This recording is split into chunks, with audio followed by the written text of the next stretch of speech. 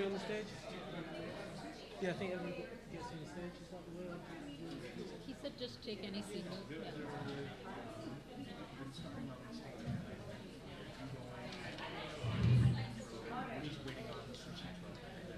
Okay. नहीं नहीं क्यों क्यों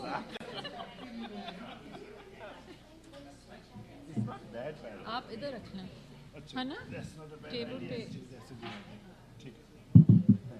Sure. अब लोग सोचेंगे कि मेरी है इसलिए आप नहीं आ रहे निजाम आप पे आएगा हाँ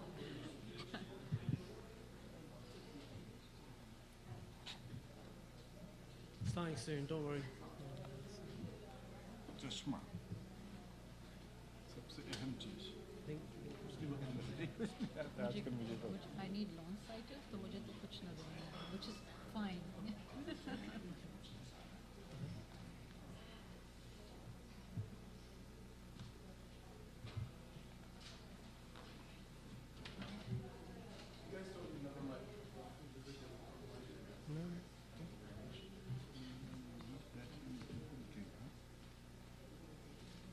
जी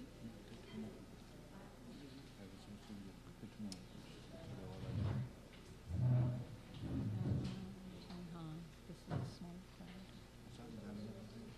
हाँ ये भी है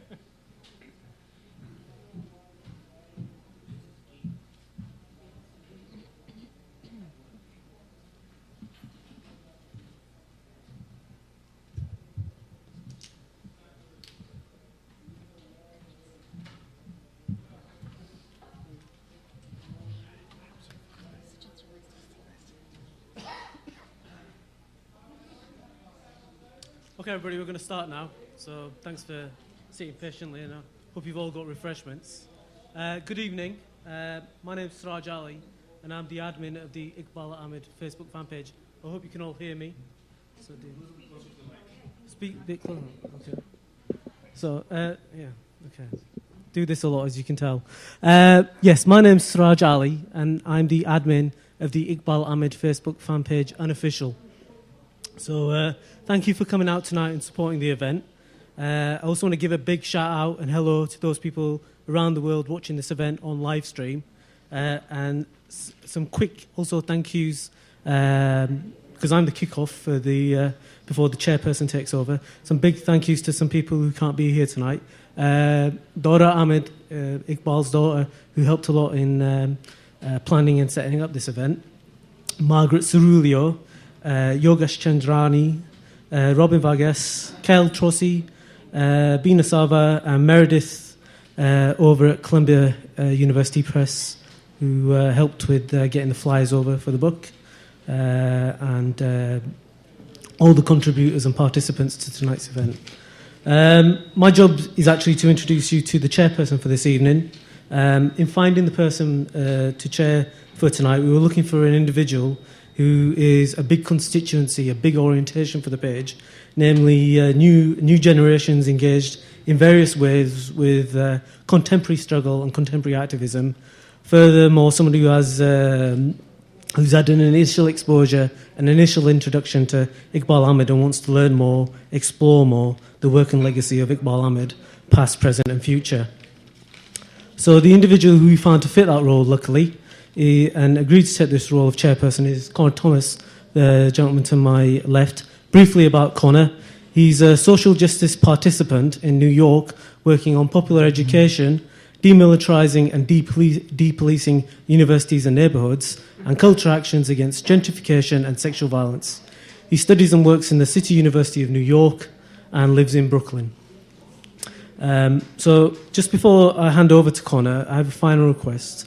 Although this evening is about Eqbal Ahmad, I'd like to take a moment for us all to briefly remember another amazing activist, Sabine Mahmood, who, for many of us, helped us introduce us to Eqbal Ahmad through the dedicated website she set up for him and her own many great projects. So if we can all just take a moment to remember Sabine, that would be wonderful. Her death anniversary was just over a month ago.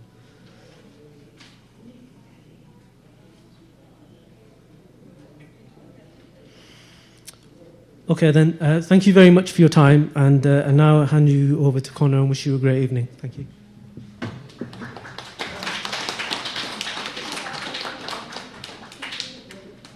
Good evening, everyone. How are you? Good, good. Just checking to see that you're awake out there. We're just getting started. This is indeed a phenomenal gathering tonight, and we're grateful that you all are here. We're grateful that you're all here to learn, to share, to reflect, and to build on the legacy of Eqbal Ahmad. We have a phenomenal panel here tonight, and many people who have known Eqbal in different times of his life who are here tonight. So we're grateful to you all for co-creating this event. There are a few things to get started with announcing before we go into an introduction about the event. One piece of exciting news, there is a book that had come out recently, Eqbal Ahmad, Critical Outsider in a Turbulent Age. There's a flyer that's near the front in which you're able to purchase a discounted copy of this book, so please pick one up before you go. You can also sign up on the Brooklyn Commons listserv to find out about future events, the kinds of programming that you're going to be enjoying tonight. This is an incredibly important social movement center in New York City, and Brooklyn Commons needs all of your support in keeping its doors open. Just to share a little bit about Eqbal, someone who was academically trained in some of the most pristine institutions in Pakistan, at Occidental College, at Princeton, taught at Cornell, at University of Illinois Chicago, also for 15 years at Hampshire College. Many of you know Eqbal from Hampshire. A shout out to Hampshire College. In studying about Eqbal's life in preparation for tonight, I'm seeing that the kind of legacy that he has in particular with being able to chart the connections between struggles around the world.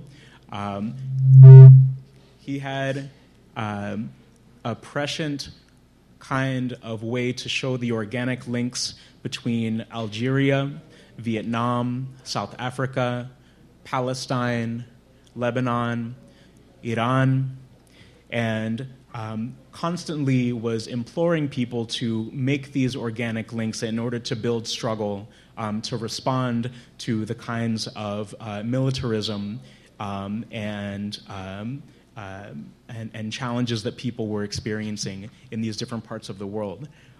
He very much was an anti-colonial fighter that is not known about enough in the United States today, even though he was an active participant in shaping opposition to the U.S. war in Vietnam, and was one of the most lucid scholars of guerrilla warfare and counterinsurgency, as well as how war abroad can be connected with devastating economic restructuring and the bombs abroad also exploding at home. When you are hearing of these legacies of Eqbal tonight, we ask that you consider how he relates to a constellation of other people, such as Philip and Daniel Berrigan, such as Malcolm X, such as people who have come to Hampshire College and spoken about at the annual Eqbal Ahmad lecture, people like Judith Butler, like Arundhati Roy, Michelle Alexander, Noam Chomsky. The list continues and continues. So we're very much in good company, and this is very much a family gathering for people who are blood kin as well as movement family members with Eqbal. I want to,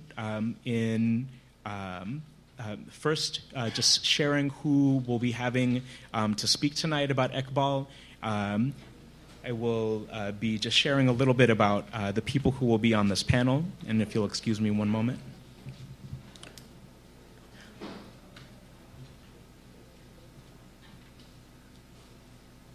as you can see, 21st century kind of event here. So we will first hear from Oren, who will be sharing an opening message on behalf of Dora Ahmad. And we're grateful to welcome Oren in just one moment. We'll then hear from Usma Aslam Khan. Usma is a novelist and essayist. Her 4 novels include Trespassing, The Geometry of God, and Thinner Than Skin. Trespassing was shortlisted for the Commonwealth Prize in 2003. Her novels have been translated extensively worldwide, and her short fiction has appeared in numerous places, as well as her nonfiction. We will also be hearing from Suchitra Vijayan. Suchitra is a lawyer, writer, and photographer.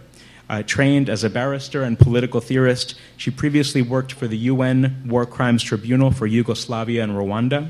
She co-founded and was the legal director of Resettlement Legal Aid Project in Cairo, and she regularly writes for a variety of crucial publications. We'll also be hearing from Nidhi Kohli, who's here on behalf of SADA, which is the South Asian American Digital Archive, located in Philadelphia. It's an independent national nonprofit organization that's working to create a more inclusive society by giving voice to South Asian Americans through documenting, preserving, and sharing their stories.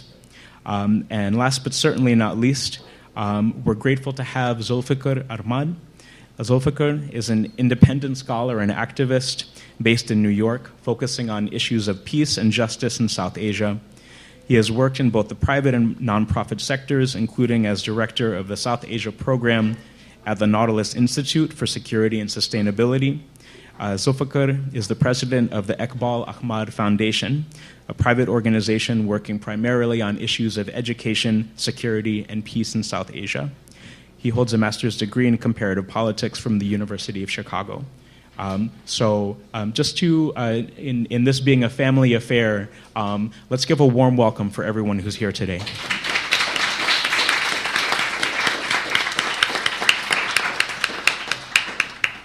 So in keeping with the warmth of that, we would like to welcome Oren to share some words. Thank you. Is this on? Yes. Great. Sorry. Hello, everyone. I'm reading this on behalf of my wife, Dora Ahmad. Couldn't be here tonight, unfortunately. So this is in her words. I'm so glad this event is happening, and I'm so sorry I wasn't able to come. I love knowing that this electronic community exists, and would have been happy and am happy to see it come together tonight in Brooklyn. Just a little bit closer to the mic or pointing at you a little more. Thanks.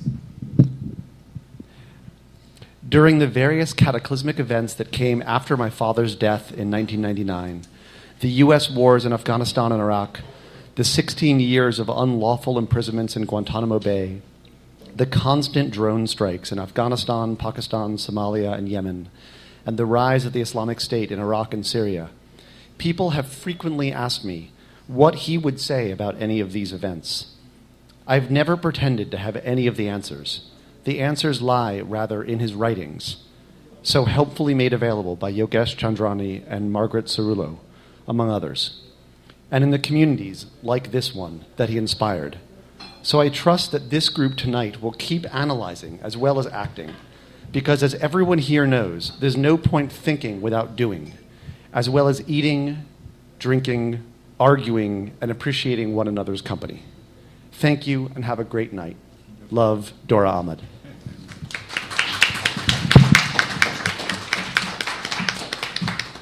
We now like to welcome Usma to share some words. Hello. Okay. Thank you all for being here, and thank you, Connor, and especially Siraj for inviting me to speak to you. I have to admit to feeling a bit unworthy to be here, even though I'm delighted to be here and to see you and to be welcomed by you, because I did not know Iqbal personally, but I so often wish I had. And I now teach at Hampshire College, which is where Eqbal Ahmad used to teach.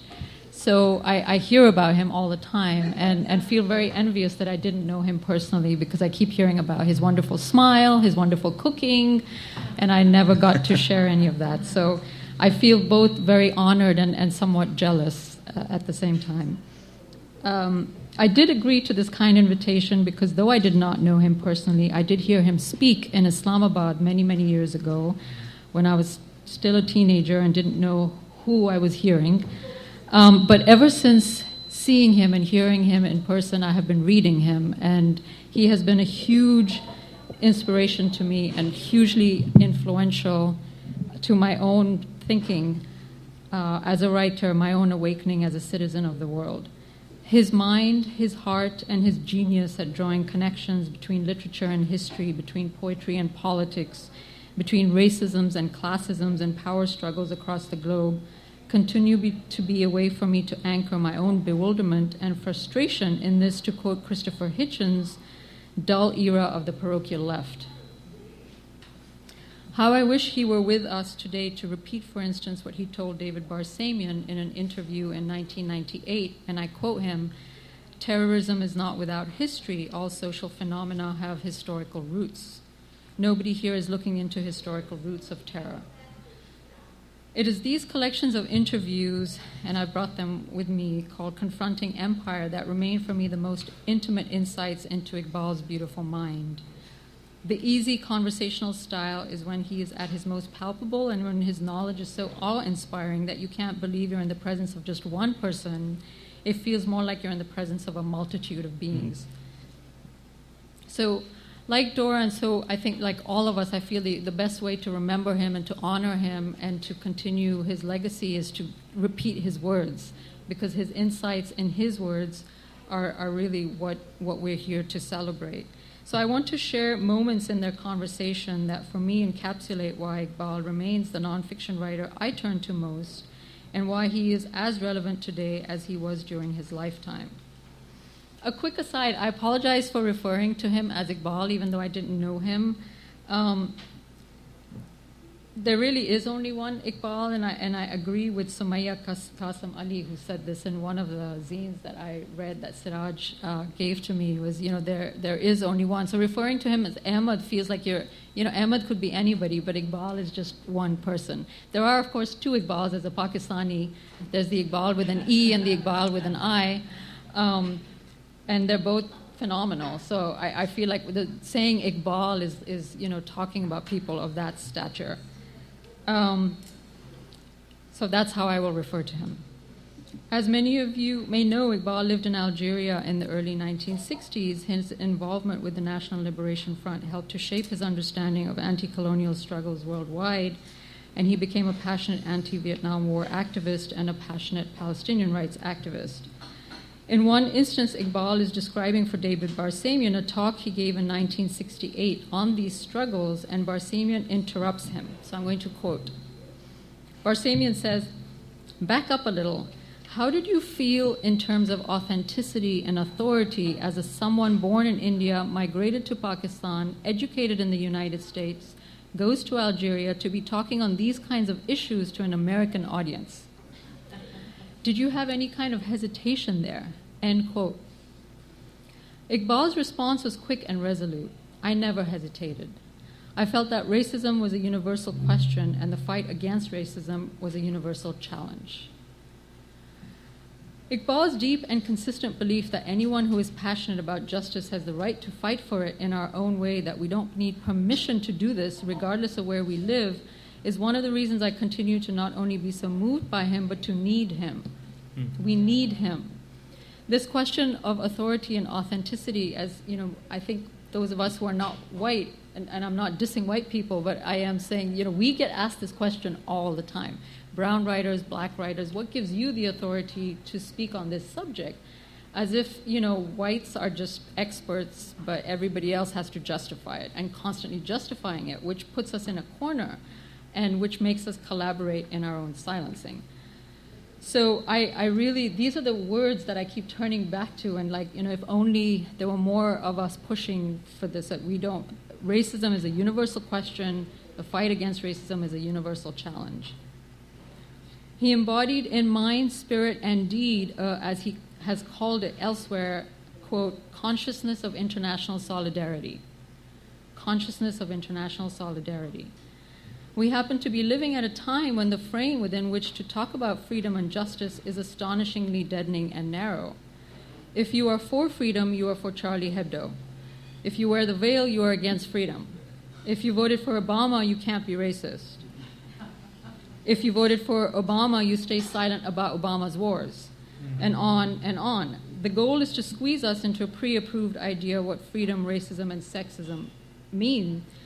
Those who contest the narrowness of the frame, particularly if we're brown or black and if we're Muslim, are denied authority and authenticity. Iqbal was the opposite of narrowness. He was as anti-insular as they come. And I would love to be able to identify myself as anti-insular. I mean, if there's one thing that I aspire to be, it's this. In this same moment in the book, he goes on to describe a visit from the FBI to his house after he participated in a teach-in against the bombing of Vietnam. He says, 2 men came, they showed their cards, they first asked me if I was a citizen of the United States. I said no. And I'm going to read you what happens next. I said no. They said, don't you feel that as a guest in this country, you should not be going about criticizing the host country's government? I said, I hear your point, but I do want you to know that while I am not a citizen, I am a taxpayer. And I thought it was a fundamental principle of American democracy that there is no taxation without representation. I have not been represented about this war, and my people, Asian people, are being bombed right now. Surprisingly, the FBI agents looked deeply moved. Those were the days. The FBI agents looked deeply moved and blushed at my throwing this argument at them. They were speechless. Then I understood something about the importance of having some congruence between American liberal traditions and our rhetoric and tactics. That was Iqbal. In a few lines, he could show you how comfortable he is being himself, that is, a citizen of the world as much as of Pakistan. He can also use identity politics quite cleverly when he says, my people, Asian people, are being bombed. And he was a strategist. Without missing a beat, he knew how to weave rhetoric. The other moment during the conversation between Barsamian and Iqbal comes later in the book and concerns religion, or at least spirituality. And this is also a part of Iqbal that moves me personally very much. I think we all know that his knowledge was encyclopedic, his will tenacious. He advocated pessimism of the intellect, optimism of the will, and his mind profoundly analytical. But for me, the asset that helped tie it all together so uniquely was his poet's heart. Despite his outrage at the injustices inflicted on people in different parts of the world, he was in sync with the world, not hostile to it.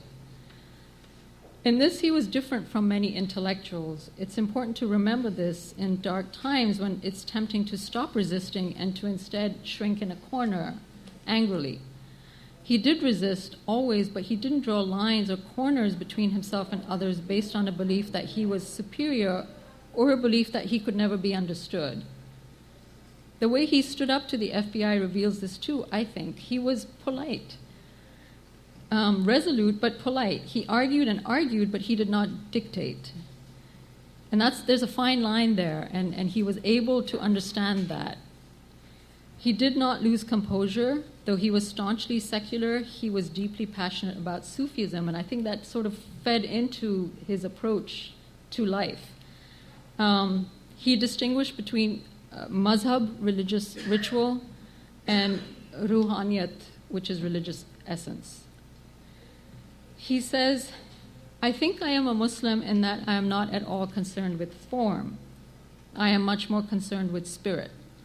Spirit means certain things to me. The universal in Islamic civilization is important to me. The emphasis on developing the internal resources of persons is important. In Islamic mystical thought, there are pairings. There's a continuous interplay of opposing realities, the reality of love and the reality of reason within the human being. The reality of the visible, perceived versus the unperceived, the felt. Human personality attains its greatness as it learns, as it trains itself to resolve these contradictions within itself. Arguably, Iqbal Ahmad's greatest gift was his ability to channel the complexity within himself while simultaneously articulating the complexity around him with both reason and with love. He juggled it all. Because he had tremendous knowledge, but he also had a feeling for what couldn't be seen, and this is why I say he had a poet's heart. He understood opposites, twists, and bitter ironies better than most, including the many bitter ironies of Pakistan's creation, and he understood them often with humor. I'll leave you with one of his humorous insights, and then people who knew him personally can share more with you, I'm sure, but these are just the things that have moved me. So one of the humorous insights into another seen and unseen pairing, Pakistan and India. He reminds us that Iqbal Day in Pakistan is celebrated officially as the Founders' Day, as Iqbal is projected as the man. Now this is Iqbal with an I, Muhammad Iqbal. He reminds us that Muhammad Iqbal Day in Pakistan is celebrated officially as the Founders' Day, as Iqbal is projected as the man who conceptualized Pakistan. He is the founding father in some ways more than Jinnah. I don't know if people know that Founders' Day is actually Iqbal Day, not Jinnah Day. Yet he's also the poet who said, now this is Muhammad Iqbal, is also the poet who said, Sare jahan se acha Hindustan hamara. In the whole world, there is no country better than our India. So the Indian Parliament actually considered adopting Muhammad Iqbal's poem, the man who's considered the father of Pakistani nationalism, as its national anthem, but failed to adopt it by 2 votes. I mean, I'm Pakistani. I didn't know that till I read Iqbal. Like, he teaches me these things through his twinkle. And Pakistan's national poet never wrote another national anthem. He never said, right, Sare jahan se acha Pakistan hamara. In the whole world, there is no country better than Pakistan. Meanwhile, India and Bangladesh both have a national anthem written by Tagore, Rabindranath Tagore, who was an anti-nationalist. How I wish he were here to shed light on some of our current twists and bitter ironies. He would do it with such eloquence and such beauty. But at least in every page he wrote, his ruh, his essence, still lives. Thank you.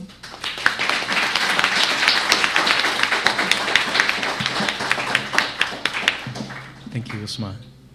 Siraj, would you like to come up and share some words from Robin Bardghesi?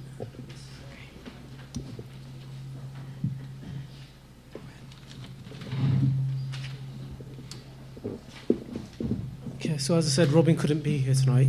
Sorry. There's a bit of feedback. Is better? Is that better? Okay, so he very kindly provided a message for us. It was really just keep going over there to the stars.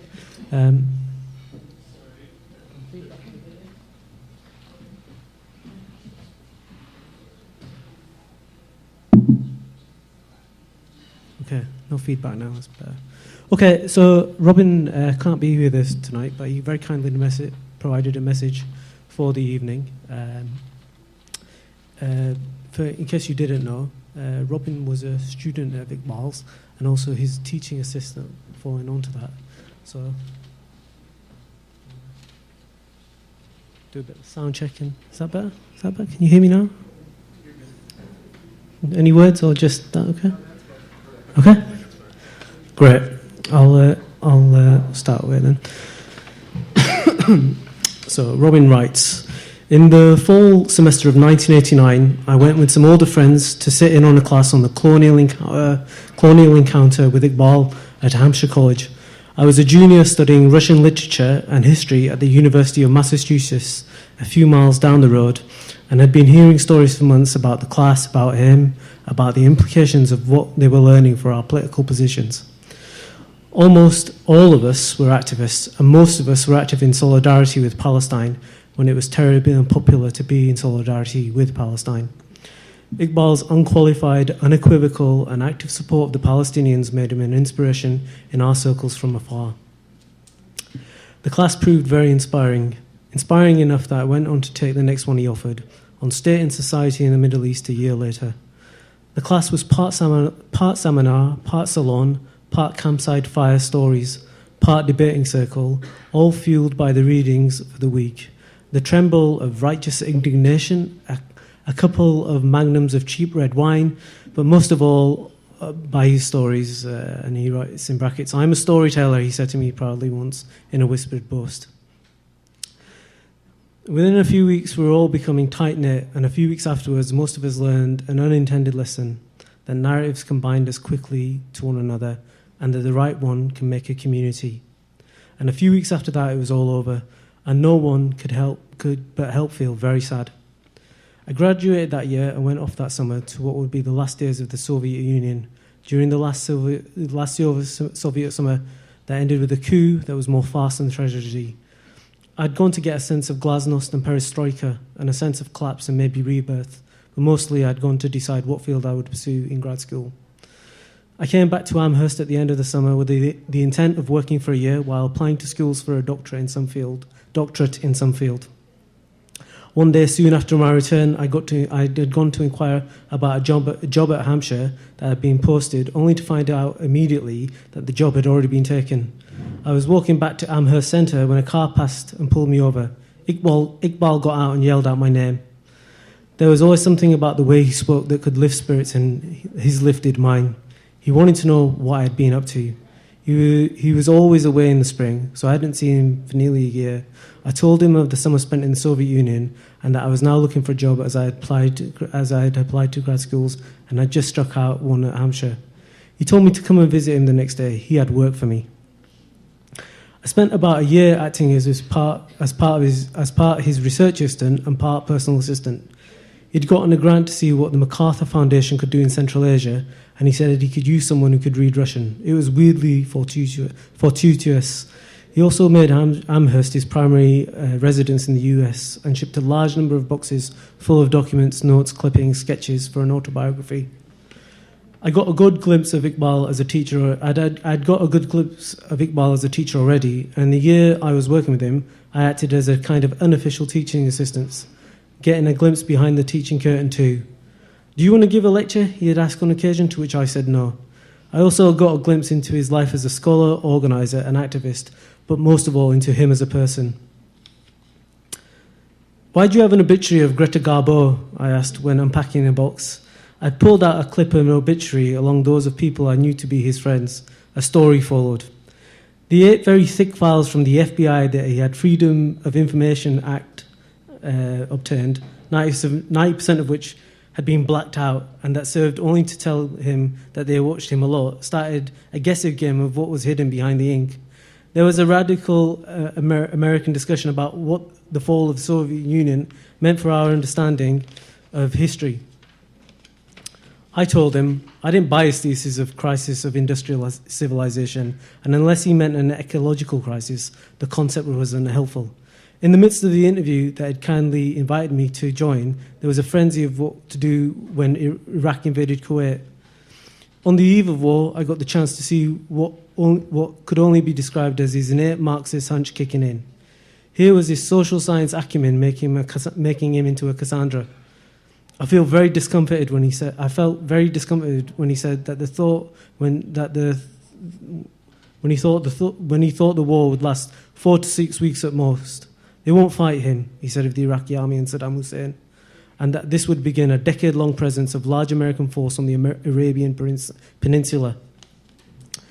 This was also when he embarked on the plan to create a university in Pakistan. He had decided that he wanted to move back to Pakistan and start Khalduniyah, and spent much of his time working on it. He had certainly built institutions like the Transnational Institute, but he wanted to finish his life and work in Pakistan, he said.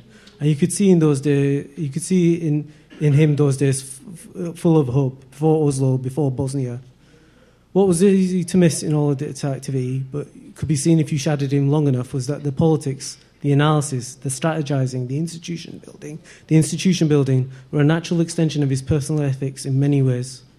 Most days working for him began with, "Have you eaten? What did you eat?" If he hadn't, he'd drag me to his apartment more often than not and feed me. He was endlessly solicitous and constantly concerned about a lot of us. He would ask how so and so was doing with X and Y problem if I hadn't seen them in a while. With me, he was generally worried that I was going in the wrong field for grad school, and would talk to me about instead studying literature or history or philosophy.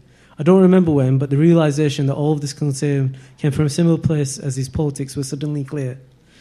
In the year I was working for Iqbal, I was house sitting for another old teacher of mine, a Soviet exile, a poet and an essayist, who had spent a while in a gulag. His politics were largely liberal, but he had the wariness of leftist politics that almost all Soviet dissidents had. He's very eager to invoke Dostoevsky whenever he could to disabuse me of my politics. The problems of the left, he would insist, was that it could love mankind in the abstract, just not the neighbours before us. One can love one's neighbour in the abstract or even at distance, but at close quarters it's almost impossible, were the words that Brodsky would put in the mouths of almost all progressives. Whilst it's easy enough to find such instances, having had many generous friends, I didn't buy it. But the issue during those days was juxtaposed to my experience of Iqbal. It became clear that he'd given a political meaning to his innate sense to solidarity and deep generosity. But his solidarity and generosity extended far, far beyond his politics, and not just to the weak, oppressed and underprivileged, but also to even the confused, the searching and the questioning ones. I cannot remember the number of times when a student who was a self-identified Zionist would come up to him to talk about Israel-Palestine. He would take time out of his schedule to genuinely converse with them after seeing their distress. This generosity, the readiness to stand with persons and not just peoples, often gave birth to genuine communities of friendship and care around him. Spending time with him, it was clear that solidarity, generosity, and a commitment to human dignity even fueled his uncanny insights into politics, culture, and society. There are many lessons and inspirations that come of his life, but this is the one I've most tried to remember. Thank you.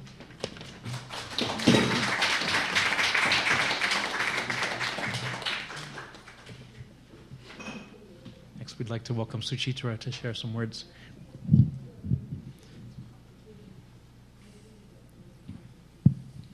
Hi. Before I start, I just want to thank Suraj for organizing this, because there are two things I'd like to talk about. One is the encounter and the impact.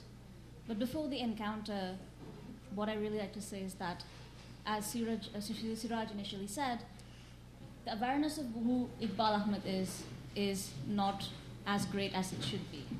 And the way I want to present this is to go through this idea of the personal as the politics. So how did I encounter Eqbal Ahmad? I grew up in India till I was 17, and then I went off to England to study. But till I was 17, I had never heard of Eqbal Ahmad. That is true of many scholars and intellectuals that, especially people living in parts of South Asia and the rest of the world, should know. That's true of Stuart Hall. I didn't know who Gayatri Spivak was. I didn't know. I had heard of, I'd heard of Edward Said, but Said was an exception. But I just never had the sense of awareness. My education had failed me. So this was in the early 2000s, and I was spending my year abroad, or the Erasmus that they call in the University of Leuven. I was a law student. By this time, 9/11 had happened. The war in Iraq was starting. For a 19-year-old, I knew that something was wrong, intuitively. But intellectually, I didn't have the means to think them through. How does one talk about imperialism, oppression, and racism, but not quite understand how to articulate that? And that is the failure of education. So this was a year in Leuven, and as I said, I was 19, and I was, for the first time, reading political philosophy, and I was trying to understand things, and I was doing a really bad job of it. So we take the bus to Paris, and there's this really old bookstore, and I pick up this book called Race and Class. It was published in 1983. This was The Invasion of Lebanon, edited by Eqbal Ahmad. I didn't know who Eqbal Ahmad was, but back then this was, I think, 75 cents or the equivalent. So I had enough cash as a poor student to pick it up. And then, coming back, I read this little journal. And here was someone, and the invasion of Lebanon had happened 30 years ago, in 1983.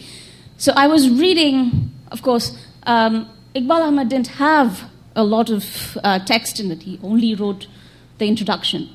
But what I did read was a journal with some incredibly intelligent, smart, articulate thinkers telling me what it was to live through this experience. And much of the journal was reflecting what was happening 30 years later. And I think that, for me, is absolutely important.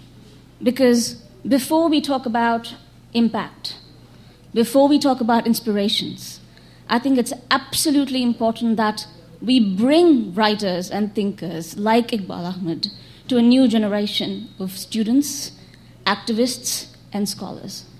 And it's absolutely appalling that we've failed, and we've done it in a way that we've refused to give the next generation the tools that they need to think through arguments. It's now even so important than ever before. So I think putting an event like this together is absolutely important, because what it really does is it creates footnotes. It footnotes in history, and what it really does is that it leaves behind archives that people can go back to. And the idea of intelligence is not so much the idea that you leave behind facts. The idea of intelligence is that we leave behind ways of thinking and ways of interrogating things, and how do we move forward from them. So as I said, this was 2003, Iraq war was happening, and like everybody else back then, I was a huge fan of Christopher Hitchens, and I felt deeply betrayed that here were not just him, but a series of intellectuals who had all succumbed to the idea of the empire. Everybody justified the war in Iraq. It didn't matter who it was. And Fareed Zakaria wrote this very infamous or famous piece in Newsweek which says, "Why do they hate us?" And reading through all of that is when, for me, it was important that I started reading these people. And what people like Eqbal Ahmad did, or at least back then it was harder because Eqbal Ahmad, for all his intellectual spirit, had never, just like Stuart Hall or Isaiah Berlin, had never published one grand thesis. The books that you talk about now were just about coming out, and you really had to go hunt for the works, and that's how you learned about him. You learned about someone who was like you, who came from a society in which, well, he came from Pakistan, I came from India, but the idea of a person of color trying to understand the world that's largely painted in terms of white or black is absolutely devastating for a young mind, because two things could happen. Either you become someone like Eqbal Ahmad, or you just walk away thinking this is not for me. And the terrible loss of this generation, or the generation, has always been that we lose more intellectuals and scholars to that sense of confrontation that as a young person you don't get it, because it's only as a young person that you face so many challenges and you form, and yet it is only at these places that there's a very small space between really trying to go forward and then being shut off. So now, having said that, what else next? So this is when a friend of mine said that Eqbal Ahmad had given this lecture in Colorado in 1999. It was called Terrorism, Theirs and Ours. And later I think it came out as a book with David Barsamian as well. And it's a very thin volume. And what Eqbal Ahmad basically does is he talks about everything from Kashmir all the way to Palestine. And what he really defines in those moments are more important than the volumes that have been published by everybody from the CTC at West Point to people who call themselves terrorism scholars. So what you really see is a very thin volume, but a very thin volume of clarity. And this was post 9/11, this was before 9/11, and yet here was someone who was defining what was going to happen for the next 20 years. And that sense of awe, I think, has never left me. And what really was that his ability to look into things, to make sense of the world, to look at something and say, at the heart of it, this is what defines it. And sadly, it's not a quality that everybody is born with. Some of us have the intelligence, but it's something that one has to work for years to get there. And I think that's what Eqbal Ahmad did. And as I was listening, and then I was reading this, and then finally, in the age of YouTube, I actually listened to the lecture much later in the full. And one of the things I realized that made him such a great public intellectual was how good he was at getting the idea across to you. And I really wanted to share this anecdote that Eqbal Ahmad shares in the lecture. He talks about Henry Kissinger, and he says when Kissinger was at Harvard, he would never come for the lectures, and his entire courses were taught in cassettes. He would record it, and then his research assistants would play it. So one day, Kissinger lands at Harvard. He's walking towards the class he's supposed to teach. He's walking. Trust me, Eqbal Ahmad does a much better job of narrating this than I do, but you should all go check it out. And then there's silence. He keeps walking. He gets to the room, and then he hears, the voice, and then he says, "It's good. The tape is being played." And then he walks into the room. It's quiet. And then he sees the tape recorder, and then that's being played. And then he turns around, and he sees 25 other tape recorders listening to the tape being played back.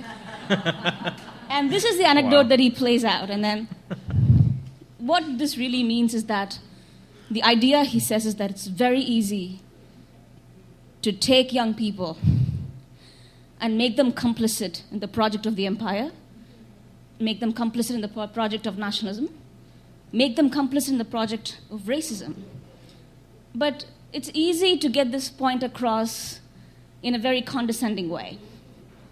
But the anecdote that he presents makes it very easy to say that when you create a culture that is based on simply unthinking veneration, all that you really produce are a bunch of people who are going to replicate those same ideas.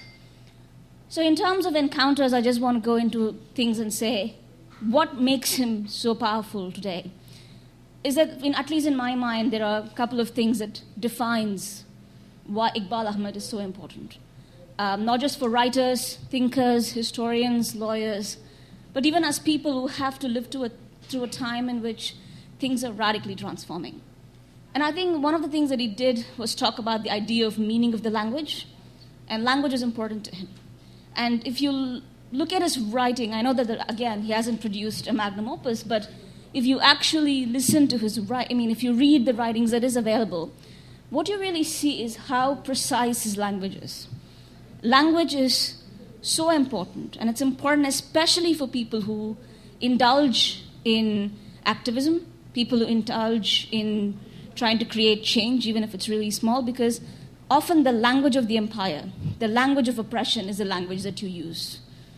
And it's very hard to fight oppression. It's very hard to fight the state if you're using the language of the state.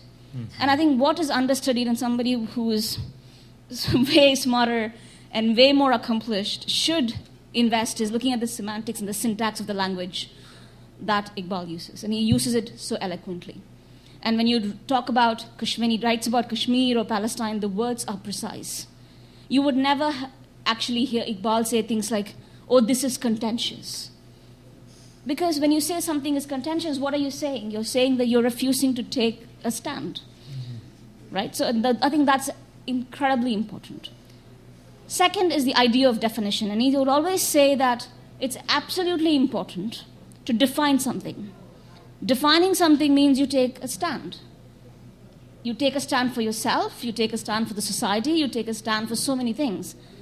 And that is true of writing, that is true of your life, that is true of what you want of things. And we have refused to teach the idea of defining. Today, if you ask someone something, nobody is able to define. They will explain, but nobody is able to define. And then the idea of causation. I know these are very simple things, and these are things that you learn in Writing 101 or Rhetoric 101, but causation. What causes something? And he was actually very precise about that. And I think those were the things that really defined and made him the person he is, because Stuart Shaw's book, actually Stuart Shaw talks about a couple of examples in which he says how Iqbal got it right even before anybody foresaw it. How when Eqbal Ahmad met bin Laden many, many years before, he predicted that this was a time when he was an ally of the this was a time when he was the ally of the Americans. And he has an interview and he says, this man is going to come back and do A, B, and C, and all of that happened. Same thing happens when he meets Khomeini just before the Iranian Revolution, and then he says, this man is going to produce a theocracy, an autocracy, and this is going to lead to dictatorship. And these were predictions that Eqbal Ahmad makes much, much before these events come to transpire. And how these predictions come about is that to look at something and have the ability to define them and see them. And I think that is the impact and inspiration. But more than all of this skills that one person has, I think what he really leaves behind, for me, is a sense of absolute fearlessness. Today, how many public intellectuals that we can point to who would fearlessly defend the idea, the idea of democracy and freedom and be consistent in that? I can't think of anyone. And it's absolutely sad. And that is true of our elections today. You see in the television, and then you can't see a single, forget a honest politician. There are people who contradict themselves every single day, and then yet we have to live with them because we've made a deal saying that this is the best that we can do. We've come to accept that fearlessness is something that only happens in Game of Thrones, maybe, I don't know. So I think for me, the idea that someone like him lived amongst others who had very similar ideas of the world is reassuring, because if that phenomenon happened once, perhaps there is a way to replicate it. I wouldn't consider myself an Ahmad scholar. I'm sorry. As you said, there's only one Iqbal, so maybe I shouldn't say Ahmad. But I think for me, what's absolutely important is that we pass on his legacy. Not just academically, but the sense of what it means to truly be fearless and speak truth to power. And if we don't have all of that, what we'll really end up having is a society that doesn't care. We will continue to have liberal racism in the heart of this country that will go on to define imperialism elsewhere.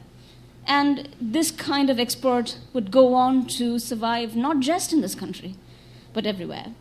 On that note, I'll finish. And again, thank everyone for coming and listening and for organizing. Thank you.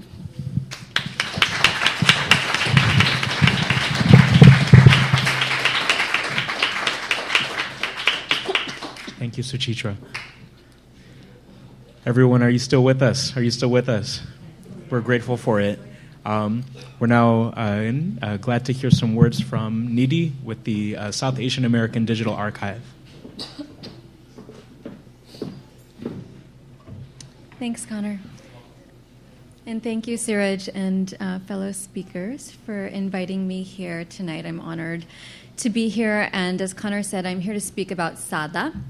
Connor had introduced SADA, the organization, earlier, but I want to make sure that it sticks with you. So SADA, S-A-A-D-A, South Asian American Digital Archive. So SADA was established in 2008 in recognition of the fact that South Asian American stories were not being systematically collected and preserved as they are perhaps in museums.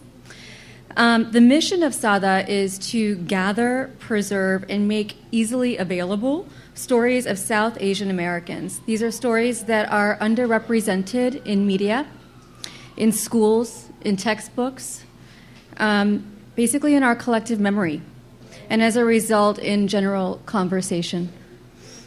As a non-academic myself, I've been amazed by the richness and diversity of South Asian American history, a history that I wasn't aware of even though I grew up in this country. I joined the board of SADA last year because I believe in the archive's importance and because I wish I had had access to these stories earlier.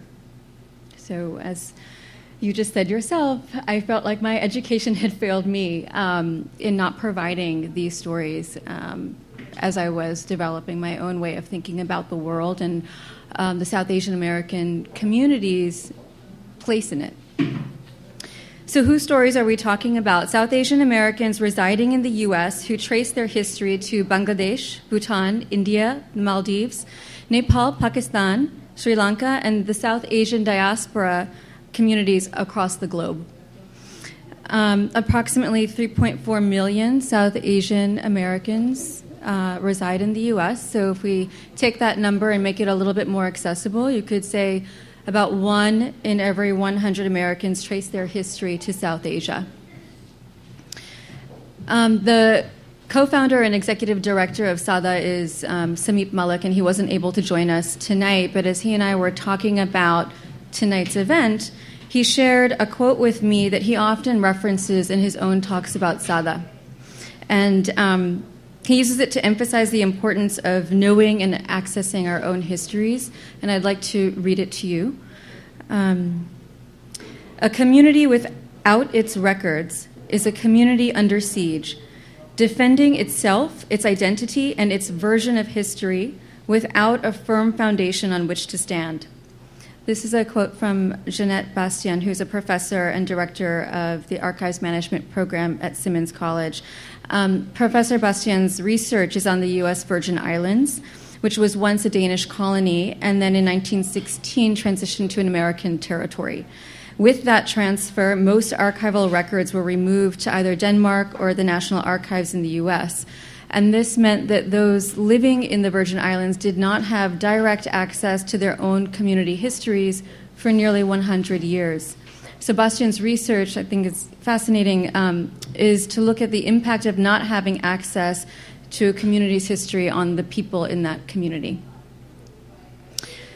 This is especially powerful and relevant in today's climate.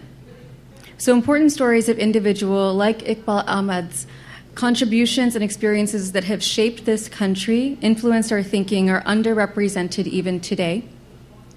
SADA was thrilled to partner with Hampshire College to digitize a small fraction of the rich set of materials on Eqbal Ahmad's life and work. Right now we have about 52 items in the collection. And what you've been seeing scrolling on the screen are newspaper clippings like this one, which are housed in the digital archive as well. So I encourage you to visit the archive. It's a digital archive. It's available online at sada.org.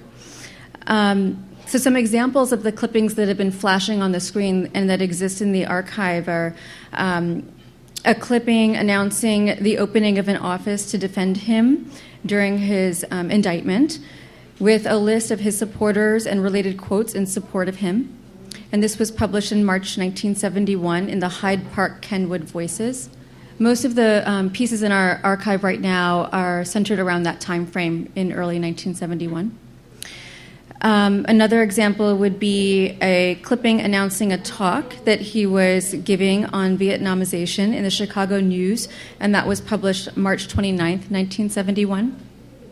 Another example, and I think I saw this example flashing up on the screen, was published on February 19th, 1971 in Muhammad Speaks, and the title is Exclusive, a talk with Eqbal Ahmad. And it's an interview with him as well as a variety of photographs that are quite beautiful, actually. And in the course of the interview, he discusses in depth his thoughts on his indictment and then transitions into discussing the Vietnamization, mechanization, the dehumanization of the war. So again, I encourage you to visit the archive. Reading these clippings really illustrates the importance of easily accessing primary source material. SADA's archive, this particular collection, the sources range from large circulation newspapers such as the Boston Globe to various community newspapers and also some correspondence that he had received. Many of the pieces are in English, some are in Urdu, and some are in Arabic. Our hope is to continue building this collection, to continue working with Hampshire College, and to also collaborate with any of you. So if anybody has any ideas, I'll be around after the event. I'd be happy to speak more with you. So I want to speak a little bit more about SADA itself as an organization. The The Sada Digital Archive is a post-custodial collection. So that means that materials are digitized and then returned. So the originals actually reside where they're used and referenced, and it's intentionally accessible freely to anyone online. If you spend time with the archive and you go to sada.org, you'll see that we have over 2,500 unique items archived right now, and they include materials that date back to the first wave of South Asian American immigration in the late 1800s. So an example of a piece that I was fascinated by is an article on Dr. Anandabai Joshi, who was class of 1886 at the Women's Medical College of Pennsylvania. So she was the first Indian woman to earn a medical degree in the United States in 1886. So Sada works with communities, museums, academic institutions, and organizations to gather materials for the archive. And as we look to the future, I just want to take you through some of the projects that we have going on. We also have an online magazine called Tides, and it's also located on sada.org. And Tides, we regularly publish stories that are integral to our history, but then often untold. So they're more in-depth pieces that reference items that are in the archive. Last year, we raised close to $40,000 to support the development of Our Stories, which would be a first-of-its-kind book, a hardcover and a digital book, which will use stories, images, and personal narratives to introduce readers to the richness and diversity of South Asian American experiences. This is being developed right now and would also include a section on Eqbal Ahmad's life and work. And our goal is to get that book into schools, libraries, and homes throughout the United States. We last year earned an NEH grant to host 2 digitization events in LA. So those are live events where we invite members of the communities in Little India and Little Bangladesh to come gather, bring their historical documents, and we would help preserve them. We created the First Days Project in 2013 to collect stories of South Asians, their experiences upon arrival in the United States. And it received such a positive response that that objective has actually been broadened.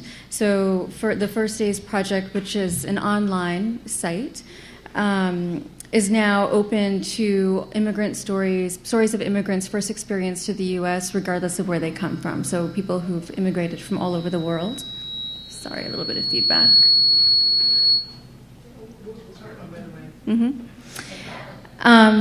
Most recently, like a couple of days ago, it was announced that Sada was a recipient of the Hamer Keegan Award, which is awarded by the Society of American Archivists. And Sada was recognized for increasing public awareness of archival documents. We're a small nonprofit organization. We're incredibly proud to have received an honor like that one. So I can't end without asking you to contribute in some way. So if you go online, you'll be able to sign up for an email newsletter so that you receive information about new items that have entered the archive. And if you go onto the First Days Project, you'd also be able to submit your own story or a friend or loved one's story of their arrival in the U.S. And I'll be here after the event tonight to talk a little bit more as well. So thank you.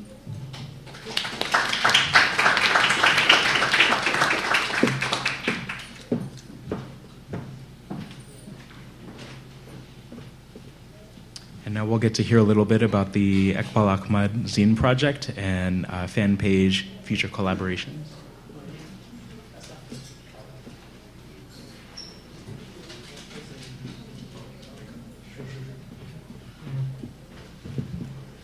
Back again. I'll keep the evening moving on. Hello again. Right, talking about the amazingly titled Chapati Mystery Design Project. Nothing to do with food, but anyway. Briefly to introduce the project then. On the 15th anniversary of Eqbal Ahmad's passing, the Chapati Mystery Group made a call for submissions for a zine, as it said here, dedicated to Eqbal Ahmad. The Chapati Mystery Group is made up of Sumaya K. Ali, Esmat Al-Halabi, and Manan Ahmed. Their motivation and objective for the zine was identifying an acute need to encourage and direct those undertaking contemporary intellectual work to evoke his critical thoughts on empire and the global south, not least in places like Pakistan and with young scholars there. The group asked for submissions reflecting on Eqbal Ahmad's work and the ways in which it intersects with your own practices and theologies. So, moving the story on then, I'm delighted to announce that the design is provisionally penciled in for release at the end of the month. It will be printed in Beirut and Los Angeles and will be available as a PDF online. So, some good news there. So, tonight we've got a preview from two of the design contributors. These are pieces by Richard Falk and Sumaya Ali. Effectively, we've tried to do it in a theme-based way. So, the one theme is Rebels Hate, Revolutionaries Don't. And the theme is Revolutionary Friendship, and that's by Sumaya. I'll read that. I suggest I go first on that. And then the second one is Remembering Iqbal, which Uzma will read, and that's about experiencing Iqbal. And I think we're now at the point in the evening where we're going to refer to him as Iqbal now, in different places and times around the world. So I'll commence with Rebels Hate and Revolutionaries Don't by Sumaya. Okay.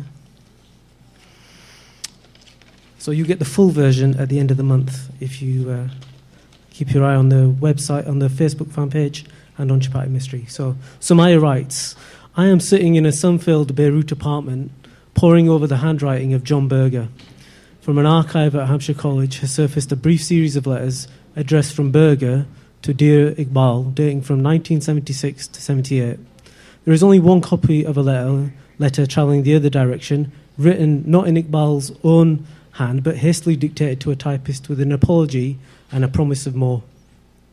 So we are left to imagine the other half of this epistolary exchange, and what a delight.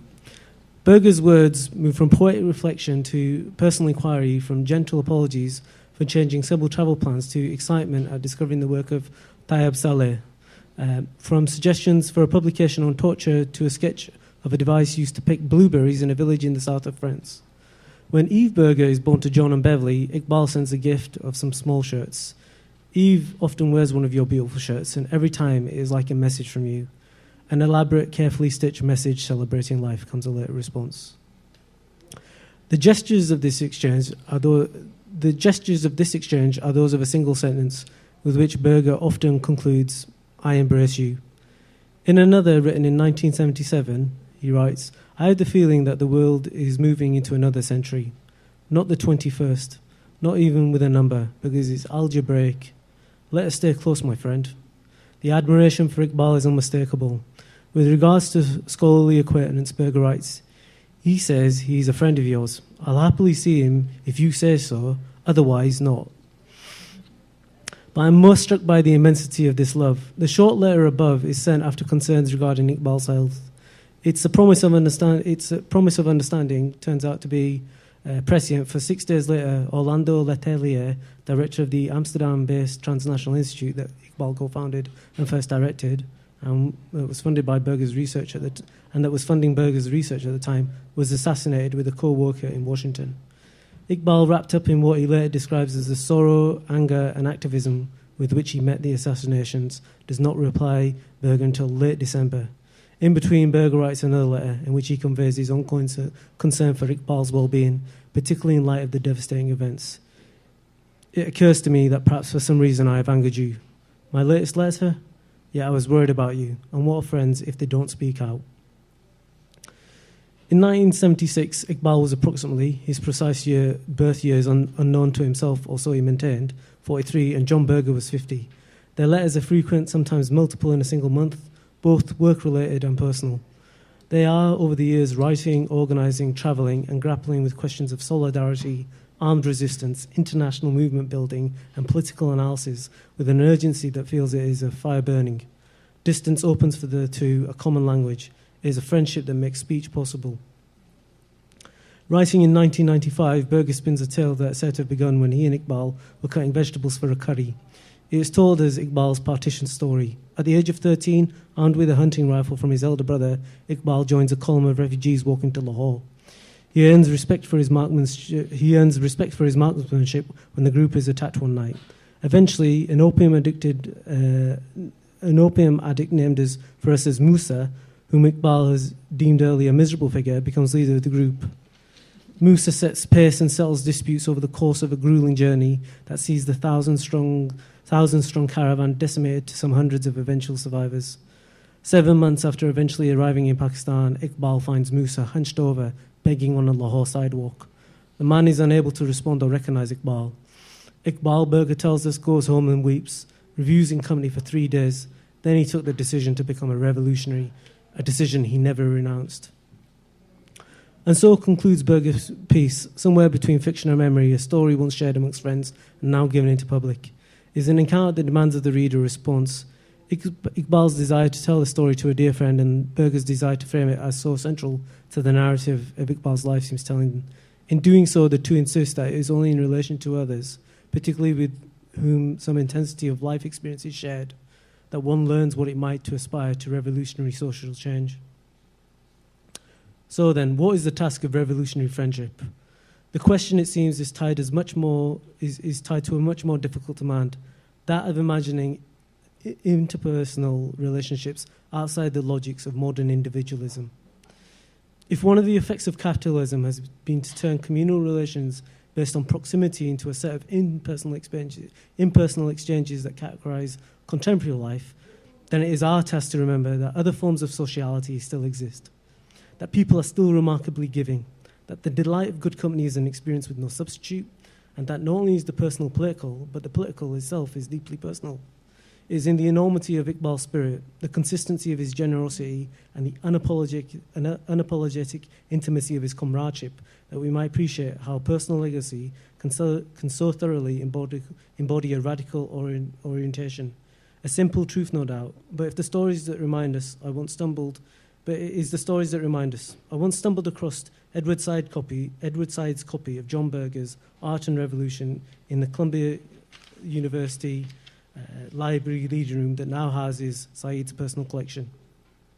Gently scrolled in pencil on the first page is the name Iqbal.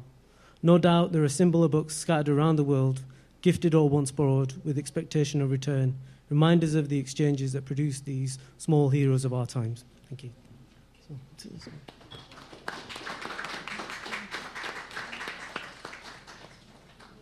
So I'll be reading to you a piece by Richard Falk. I feel I should say that for those of you who don't know who Richard Falk is, he's professor of international law at Princeton University, and he was a UN Special Rapporteur on the situation of human rights in the Palestinian territories. I recall an instance when I was expressing my positive feelings toward the Iranian Revolution as it unfolded in the latter part of 1978. Iqbal strongly disagreed, saying he knew from direct experience what these religious leaders were like, and that if given power, they would drive Iran into a regressive form of theocratic absolutism that impinged on the lives of people. Later, in 1980, we went together to Iran in the midst of the hostage crisis to talk with the leaders in the hopes of calming the situation. Iqbal had the capacity and willingness to talk truth to this early embodiment of Islamic State power, and he did so with unsurpassed grace and deep understanding. Iqbal was a model of social composure, reflecting his centeredness as a person. He could talk engagingly and respectfully to either a homeless person he encountered by chance on the street or to a king who had invited him to his palace as an honored guest. I remember particularly a meeting we had in Delhi in the residence of Indira Gandhi in between her 2 periods as Prime Minister. Iqbal, while polite and charming as always, was also relentless in pressing this formidable Indian leader to discussing candidly some of her most notable lapses in human rights, and it was clear she was becoming unsettled as our meeting went along. Yet she continued the discussion, seeming almost a prisoner of Iqbal's graciousness. This combination of Iqbal and actually, I'm going to back up. This wasn't marked, but it doesn't make sense, so I'm going to read it. I also owe to Iqbal the start of my friendship with Edward Said and his family. It was he who told me that there was this professor of literature at Columbia named Said, whom, quote, you must meet. This combination of Iqbal and Edward provided me with cherished friendships that were enriching, enjoyable, even indispensable, and at the same time challenged me to nurture my better angels with greater resolve. In the spring of 1981, the three of us were together in Beirut at the home of a leading PLO intellectual and official, Shafiq al-Hout, when at about, Al-Hout, when at about midnight, Yasser Arafat arrived for an all-night session of conversation. I had previously only seen Arafat on TV and felt he smiled disingenuously at the wrong times and seemed to be a leader without substance or integrity. I drastically revised this impression on the basis of this meeting, now viewing Arafat as a man of dignity who could listen with humility, comment with wit, and seem genuinely dedicated to the well-being of his people. His political judgment wavered later on, and I shared Edward's sense that cozying up to American officialdom was a terrible trap for the Palestinian people and their aspirations. Iqbal remains a presence in my life, still challenging me to do better, to care more, to act with greater courage, to devote myself more selflessly to the needs of others. Iqbal was forever generous with his own time, perhaps in the process sacrificing the scholarly contributions he dreamt of making. But for those of us who benefited from his warmth and friendship, this contact with such a heroic spirit was worth far more than would a whole shelf of books tucked away in library stacks. Iqbal, in the last phase of his life, returned to his native Pakistan with a deep commitment to found a university of excellence so as to enable gifted students to receive the education they deserved, not available elsewhere in the country. This project, frustrated by diabolical political intrigue, deeply disappointed Iqbal, but this vision is a testament to the sort of future he hoped that Pakistan would someday embrace. If Iqbal were with us today, he would still be struggling to achieve such a future. After 15 years, one expects the memory of a lost friend to fade, yet I find that Iqbal's death left a hole in my heart that will never be filled, and I am far from alone in this sentiment. That's his piece.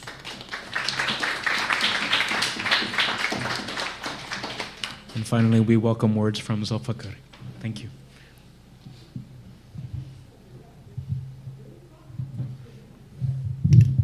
This is kind of complicated here, huh?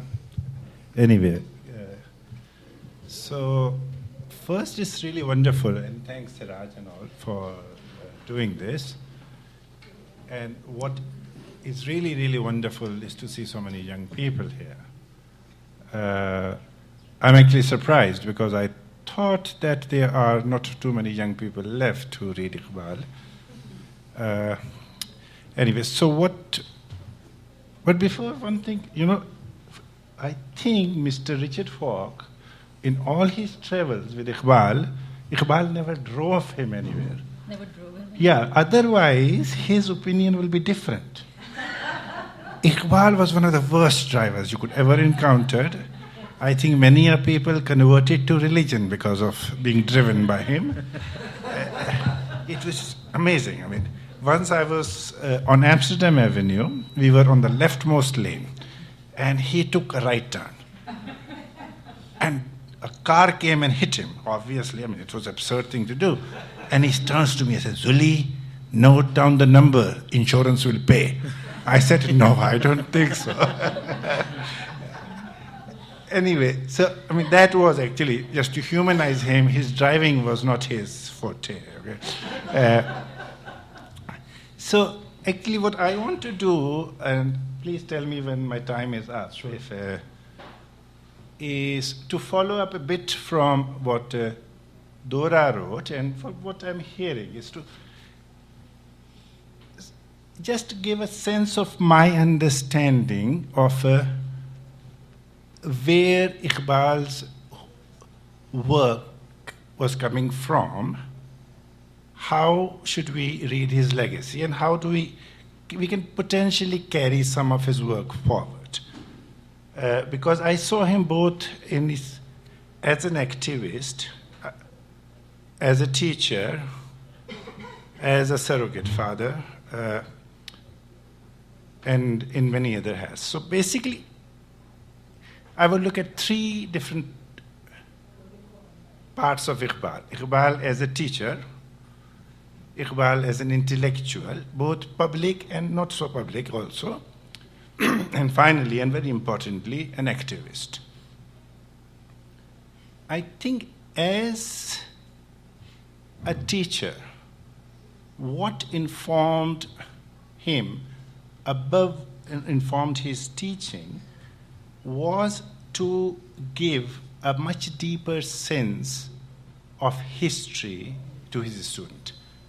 By that I mean a history which takes into account these subtle but deep and powerful currents that are transforming your culture, changing technology, making and shifting economies, particularly culture, which is always much slower in changing. He was very, very sensitive to that.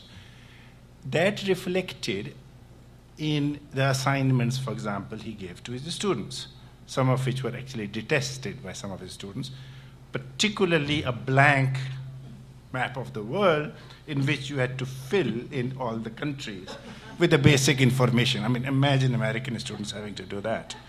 I mean, they don't even know where Cincinnati is generally.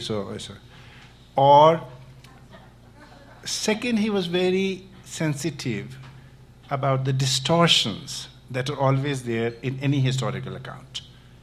So another assignment, which is very commonly used at Hampshire, was that you would supposed to read New York Times and discuss it in the class.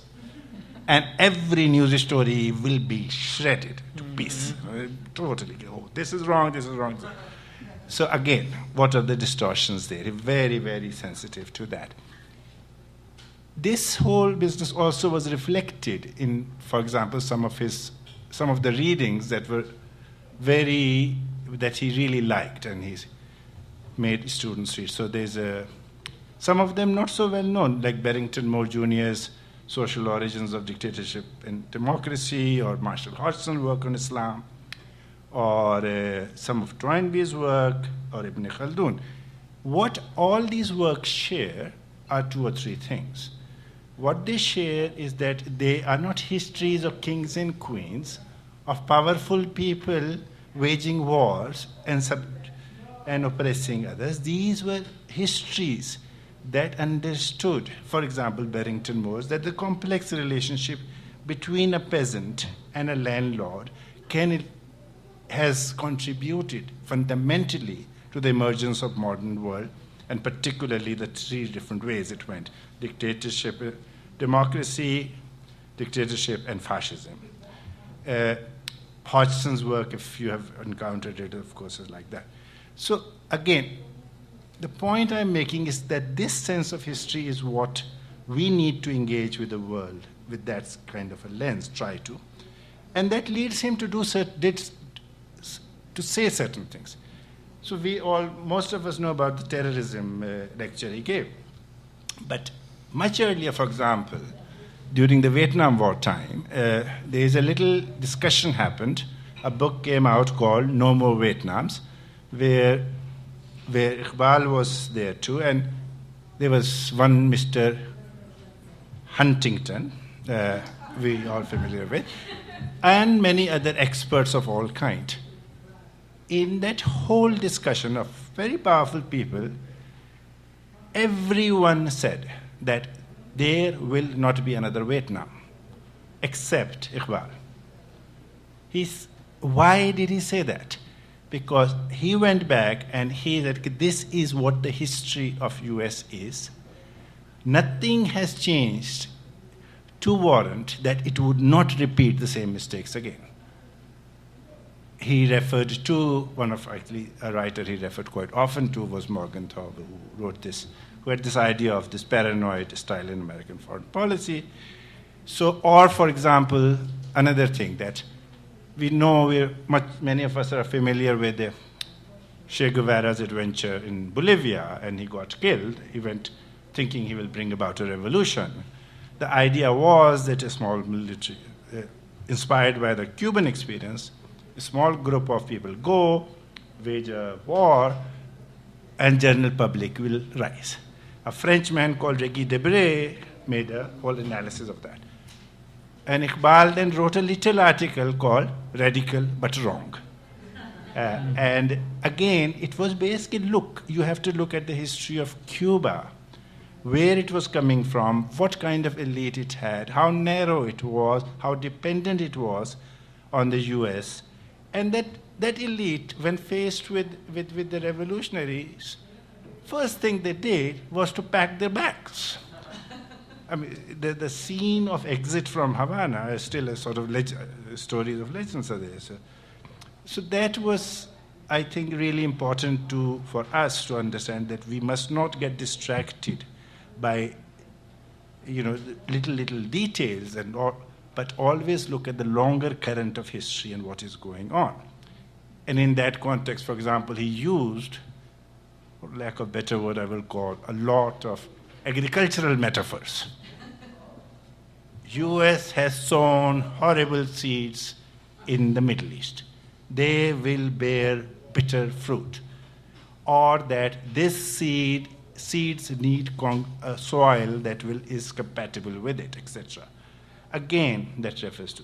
Second, then I would say the thing that again, has not been done with his work, which I wish someone can do, is that his work there are a large number of completely brilliant insights which are just thrown away, just appear, but they have not been unpacked. For example, at some place which I don't remember where it was, he says that he was talking about discussing rise of fundamentalism in this context. He said that when goes like, when we judge present morally, we judge it in reference to past. But when we look at our present materially, we refer to a future. And in this period of extremely rapid and big growth, there's a huge gulf has emerged between those two things, namely how we are morally judging our present and how we want it to be materially. And he said, in that space is a time bomb. And we have seen how that has sort of played out in history. So there was another, for example, he always argued that if we look at policy, and this was a discussion I had at one point, foreign policy we were discussing, in the long term, the distinction between a moral policy and a good policy vanishes. Because unless it is morally grounded, the policy is, it will not have the support of your friends and would not get the respect of your foes. So again, I mean, these are little insights which are scattered all over, which I think can go into informing the way we look at the world now. Third thing I think that he didn't do actually, something that he didn't do, because that was not his thing. Namely, he didn't write any extensive big book, which actually Edward used to always berate him when he would come to Hampshire to visit him and say, okay, write a book, okay? But that was not Iqbal. 2-3 things he tried to do. One was on a state formation, the post-colonial state. He wrote a set of 3 essays, which he wanted to expand, but it never happened. Again, I mean, that is something that one can do with his work, is to see if one can take some of the things which are there and make it into something much more rigorous and detailed. So, and finally, about Iqbal as an activist. I mean, I think he enjoyed being an activist probably and a teacher more than anything else. And from there I see that he was, I would call, a realist. And when because when we hear the word realist now, we think of realism in its limitations, not in its possibilities. And I think Iqbal saw possibilities. So he, for example, when it came to, he was very, very, very clear that you need to understand what your strategy is and what your tactics can be. So, for example, when it came to the Middle East and the Palestinian cause, he would always be so upset that the PLO always confused the strategy and the tactics. He always argued the strategy should be to morally isolate your enemy. Tactics could be flexible, but the strategy should be that we will morally isolate the Israelis. That occupation is morally wrong. So he was very, very clear. He was always it was really important for him to understand his enemy. Listen to your enemy. Take your message to the enemy. Never say, okay, they don't exist, or ignore them.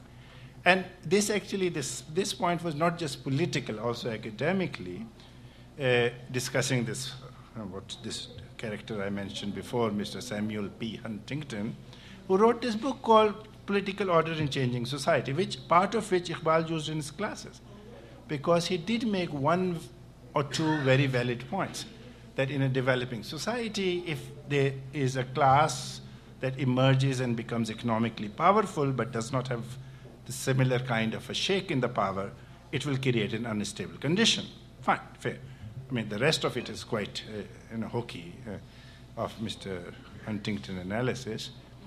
Again, listening to the person you disagree with. He was really, really good with that. Third, and that was very realist point of him, he always insisted that you talk, you do everything, keep your powder dry. So when Ronald Reagan, Iqbal would many times say with great smile that Reagan had one original contribution to political science, and that was his comment about Soviet Union: trust but verify. So that was Reagan talking about Soviet Union. Same thing, he will tell this story from the Algerian Revolution that was, so this would be in mid-1962, that French have said that they're leaving. But they're one of their best, most brilliant guerrilla commander, Ben Qasim Karim, would not come out in public. Did not disband his forces, just stayed as a guerrilla fighter until they were 100% sure that no one is going to turn around and just get the chance and kill them off. I mean, he had a great admiration for Qasim Karim. So again, I mean, realism was there too. And above all, and at that I will end, I think I've taken a lot of time, on public rallies, and with the students or whether it was a larger rallies, Iqbal would quite often end his speech by slamming down, I won't do that, on the table and saying, organize, organize, organize. So I think those are sort of things on which we can build and go forward with this work. Thank you.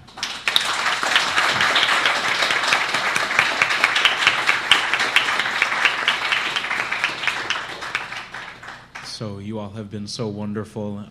This has been a deluge of lessons, of goodness, of inspiration. We would love to spend a little bit of time as we get towards the end of the event, hearing from more people in the room, hearing from you all. So we invite, if you would like to share some thoughts or a question, it could be to people on the panel, it could be to others in the room.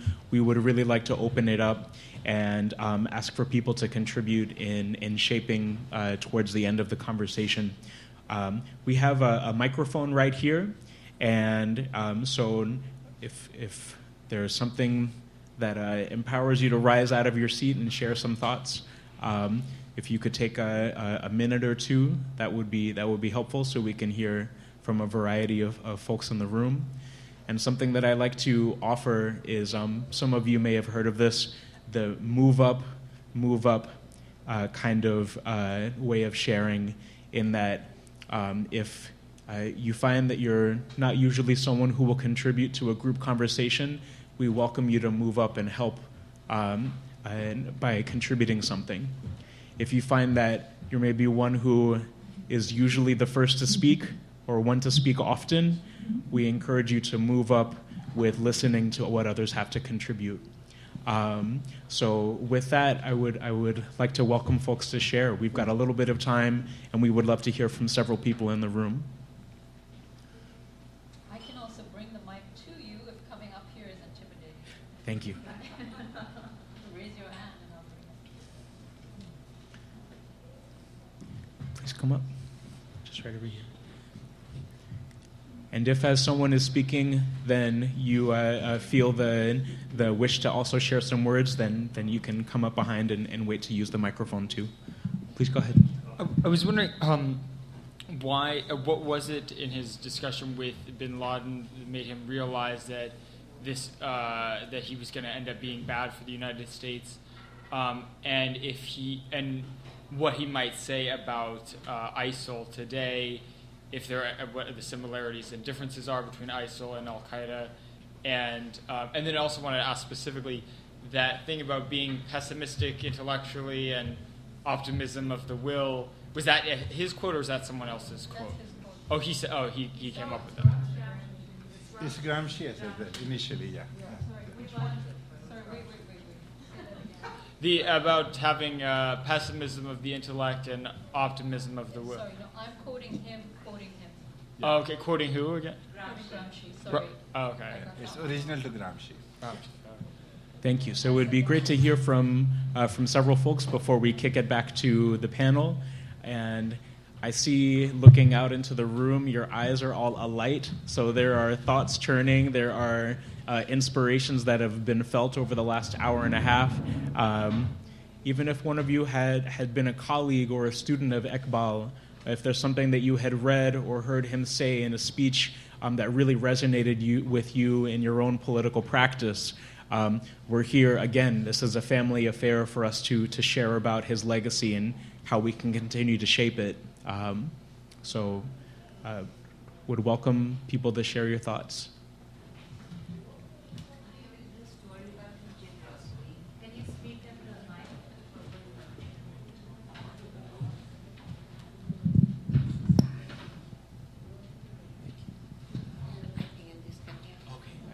Yeah, better there.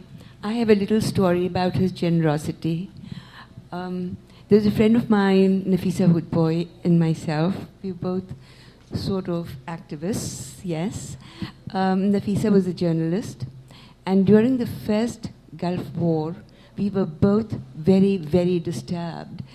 And we conducted many, many protests and activities around the city. Lots of them speeches, lots of them panel discussions, and we were talking about how it's going to impact us environmentally and otherwise, and a whole gamut of impacts. Anyway, one of the things that we wished very much to do was actually to take the US, and conduct a court case. And so we wrote to Eqbal, and we asked him what he thought about it, and it was really extremely sweet of him. He was coming to Karachi some weeks later, and he wrote and he said, I will be able to be with you at such and such time. Gave us a date, and he arrived.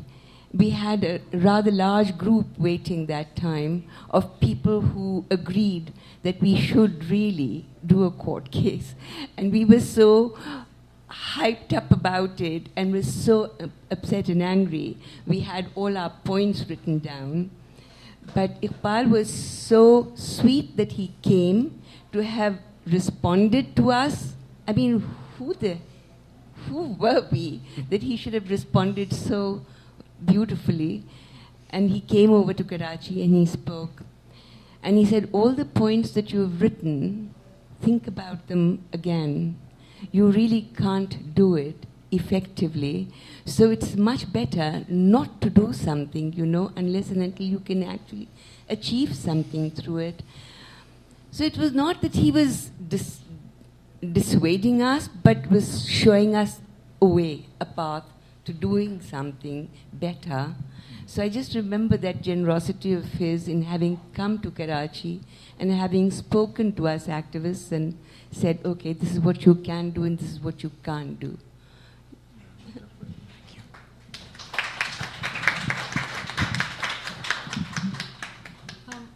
I just wanted to respond to what you asked a lot of questions in that one question, and I can't find the quote where he's quoting Gramsci. That's probably from another article.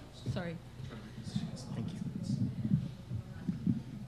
But I have found a little bit about where he's talking about Osama bin Laden, and since you were interested, I thought maybe I'll share it. So this is a very long question that Barsamian poses to Eqbal. Just bear with me because the context, I don't want to pull out this quote out of context, so I just want to first read you the question and then his answer. There were so many things in your answer that led into many different areas. The title here is Tribes Have Been Given Flags. So he's talking about this, tribes have been given flags.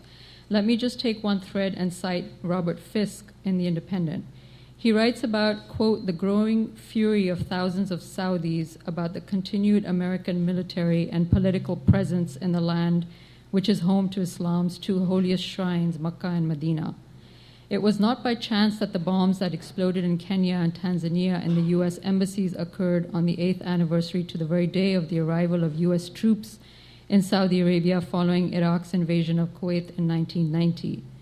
U.S. forces were invited into the kingdom by the now ailing King Fahd, who insisted that the Americans withdraw all their military forces once the threat of Iraqi aggression had ended.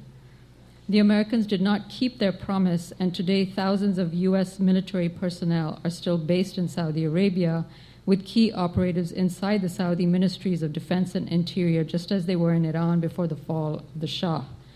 So he's making a comparison between Iran and the Shah in the 1970s, which looked like the impregnable U.S. ally, a fortress in Saudi Arabia in the 1990s. Is that a credible parallel? So that's David Barsamian's very long question to him based on an article by Robert Fisk. A lot of times these quotes come through these very convoluted quoting somebody. So Eqbal answers, more than credible. In the early 1980s, a fairly senior CIA official who had either retired already or was on the brink of retiring wrote a very interesting article in the Armed Forces Journal. Just an aside, I mean, the fact that Eqbal would read this journal, like who reads the Armed Forces Journal? He just pulls this out of nowhere in the middle of a conversation about, an article that Robert Fisk wrote. I mean, these are just the connections that he can make that most of us need, books like this to make them with. The article was entitled The American Threat to Saudi Arabia. What's interesting about this long article was that a CIA analyst wrote under the name of Abdul Qasim Mansour. Very interesting. He took an Arab name to hide his identity. His argument primarily was that the policies that the U.S. government and corporations were pursuing out of greed were going to turn Saudi Arabia into another Iran, a totally dependent state and one extremely vulnerable to revolution. Osama bin Laden is a sign of things to come. The United States has no reason to stay in Saudi Arabia except exploitation and greed. Saudi Arabia is not threatened with invasion by anyone that we know of. Any potential aggressor, such as Saddam Hussein, has already been knocked out. Now, this was in 1998. Moreover, the Americans demonstrated in 1991 that they are capable of mobilizing against any attack on an ally in the Middle East. What then is the justification of an American military and intelligence presence in Saudi Arabia? Every ministry is infiltrated with American advisors. It is creating deep discontent there. The answer is money. Money in 10 different ways. Saudi oil is essentially controlled and marketed by American interests. Saudi wealth is invested in the United States and Europe. The Saudis went into the arms market early in the 1980s. The United States has dumped something like $100 billion worth of armaments in that place. The Saudi people are going to be discontented.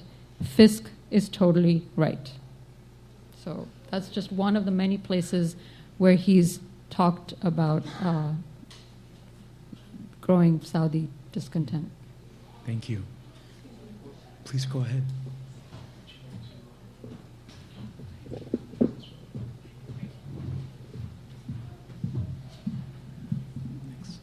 Good evening. My name is Lalita Ramdas. It's been fascinating for us. We happen to have just come in on a short visit. We both live in India. But one of the aspects about Iqbal, although we basically came together because of our personal relationships and connections, but I think the closeness and the identification with each other in terms of the positions regarding the nuclear issue is something I noticed that we haven't actually talked about, because when India decided in 1998 to explode the bomb, I still remember that it was Iqbal who really, really was absolutely shattered, angry, and felt that this was perhaps one of the worst things that could have happened. And he was fearful that what Pakistan did soon after would actually happen. And, you know, we were associated, unfortunately, for too short a time, in fact, in the anti-nuclear movement. But I think he continues to inspire a lot of the activism around the anti-nuclear movement. So I just really wanted to flag, that aspect of a lot of the activism that I think Iqbal stood for, and as a peace activist above all. Thank you. Thank you.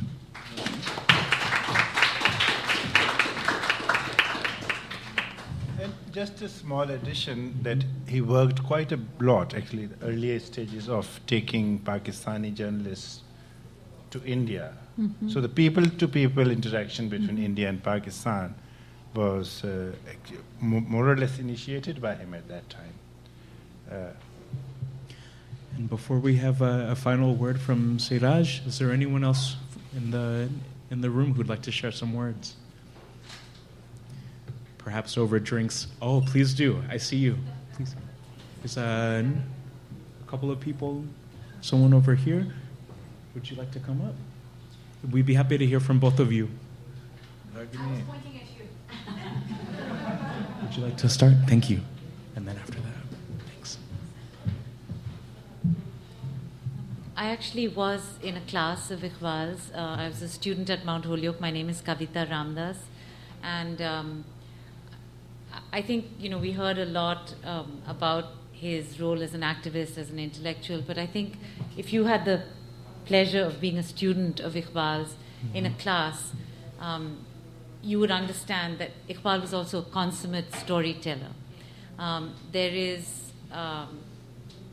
It's hard to explain how you can sit in a class that feels like you're listening to a master storyteller take you to different places and take you to a different set of experiences if you haven't sat in a class of Iqbal's. And just as a student, I want to say that there was a way in which he could help you see things that you were not physically present at, but like in a good movie, when you feel transported, or in a good book, when you feel really transported to a different world, he had that capacity. He had a capacity to make different worlds come alive for you. And so I miss him very deeply in that sense. I then got to know him more personally, but as a student, I think he had a gift very few students had. And we used to joke at Mount Holyoke that half of us who took his class as an introduction to international politics were all madly in love with him. That's probably true. But I think in part it was because he allowed us to be a part of worlds that we would never have been in had we not sat in that classroom. And yes, that did include coloring that horrible map Suli talked about. So that was true. Thank you.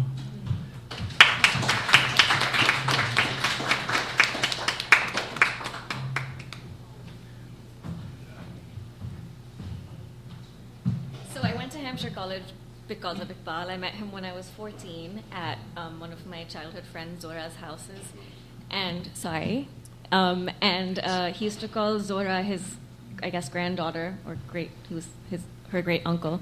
He used to call Zora and her brother Ahmad the nation. And he always talked in these, I remember learning the concept of nationhood and colonization kind of through these metaphors.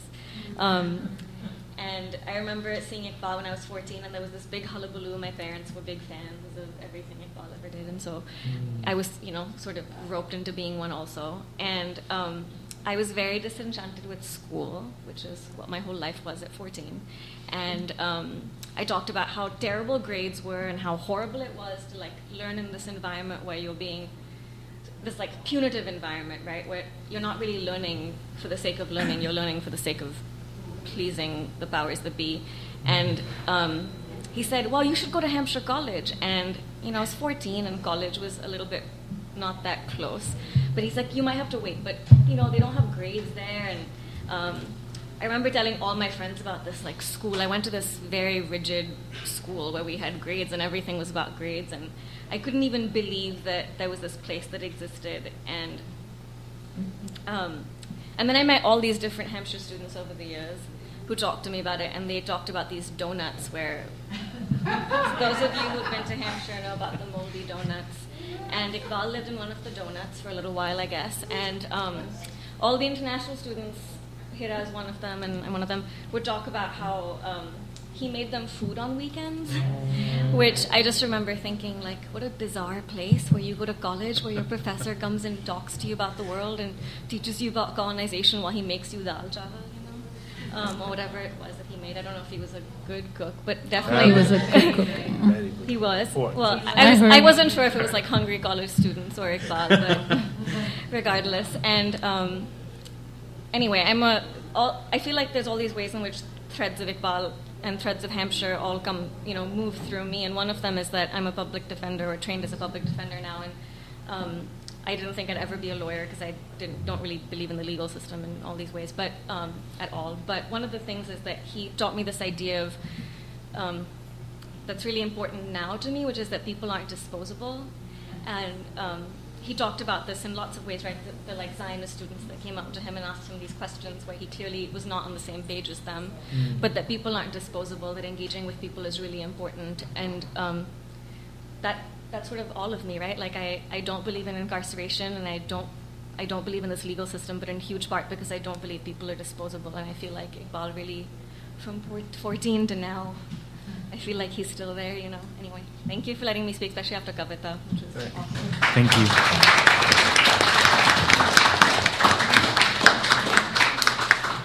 Do you still want the answer for the ISIL question, or? Oh, yeah. Yes, okay. Thank you, Suchitra. All right. I cannot speak for Iqbal, but what I could do is kind of think through the things that I could contribute to this discussion.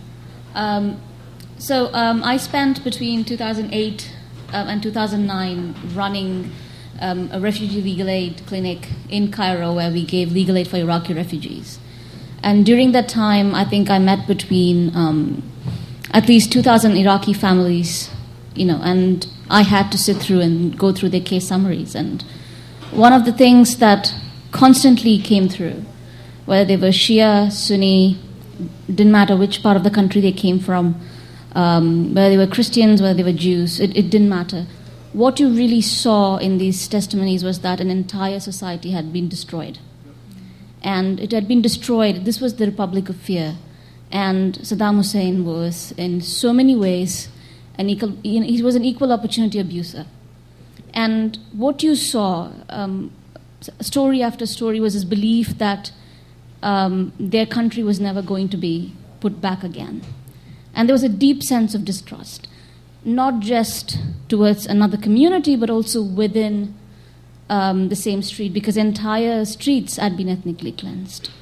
And if you thought through what this meant for the formation of ISIS or ISIL or Daesh, or however you would like to call this organization, is that you would do what Iqbal would do, which in some ways is to go back and look at history, right? What was the formation of Iraq?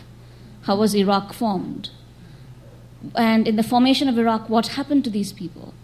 And even before the invasion of 2003 happened, what you really have is a history in which people talk about the idea of being disposable.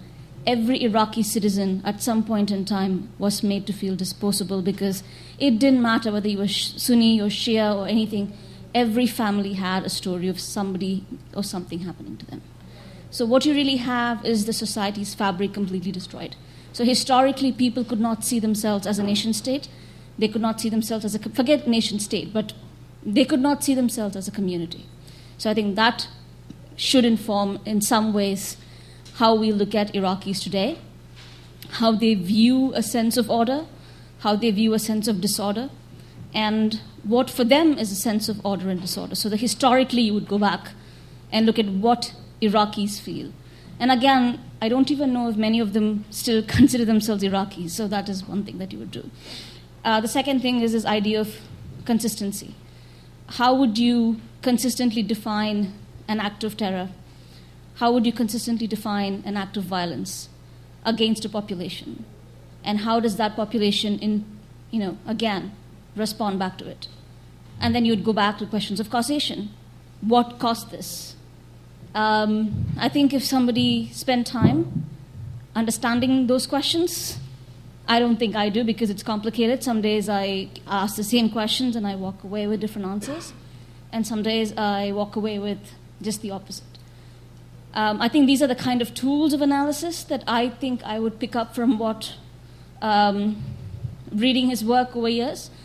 And then one of the things I would truly think about is not talk in terms of war on terror. I would definitely not talk in terms of us and them. I would definitely not talk in terms of US policy or European policy towards Iraq or Iraqis or what this organization is.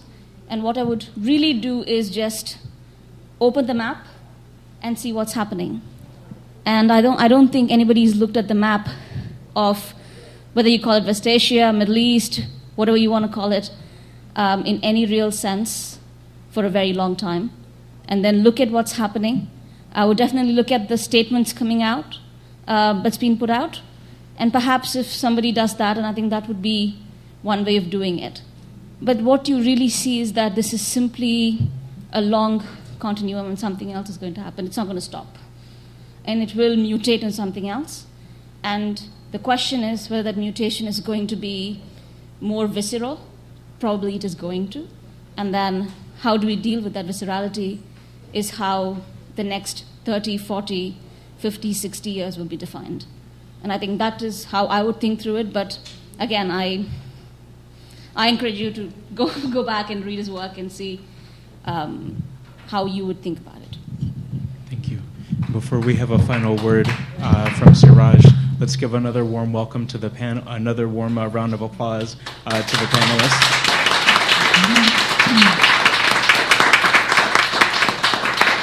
A final reminder, if you're on Facebook, there's an Eqbal Ahmad fan page. I don't know if it's on Twitter. Is it on Twitter? It's also on Twitter, so you could tweet love to the Twitter page. If you don't have these forms of social media, there is, before you leave, there's a sign-up sheet for the Commons, and the organizers of the event can make sure that you stay connected via email.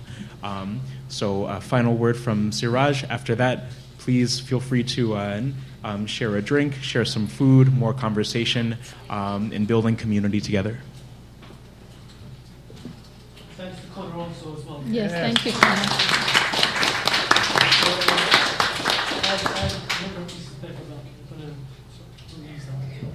As well. Okay, yeah, final word. That's just my privilege at this gathering. I briefly wanted to just talk to you about the formal legacy that's out there and also the fan page. And encourage you to go out, search it, find it. As we've rediscovered tonight, Eqbal Ahmad's legacy is quite vast. And it's probably going to take more than a few nights to talk about it. So please go out, search on Facebook, Eqbal Ahmad. Just search Eqbal Ahmad on Facebook or on Twitter. And you've seen the Twitter handle multiple times tonight, so I'm not going to repeat it. I'll talk a bit about the page in a moment.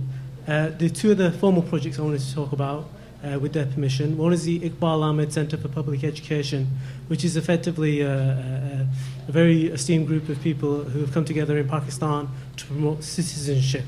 And they've developed Urdu and English-based programming and generate their own content, fascinating discussions, talks about science, rationality, reason and science in terms of comprehending the world, such that the youth, the citizens of Pakistan can embrace, if you like, a democratic future based upon understanding human rights and rights for minorities, and that's the progressive way forward.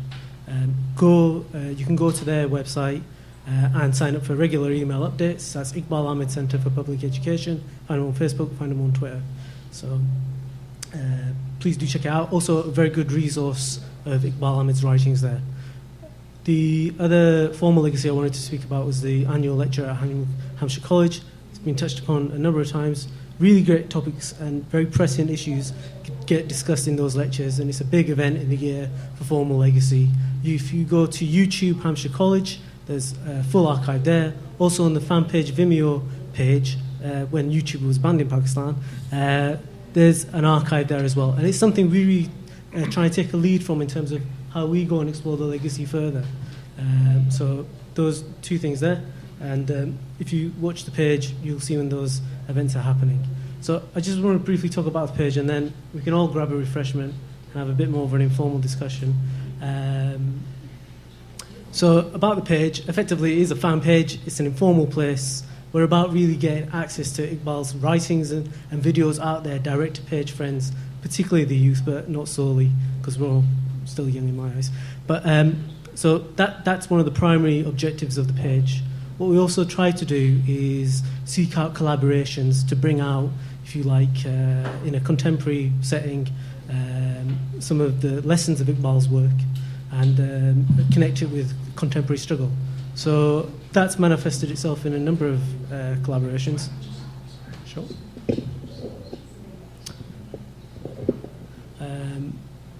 That's manifested itself in a number of collaborations around the world even now. But I wanted just to highlight the film collaborations we've done in Pakistan.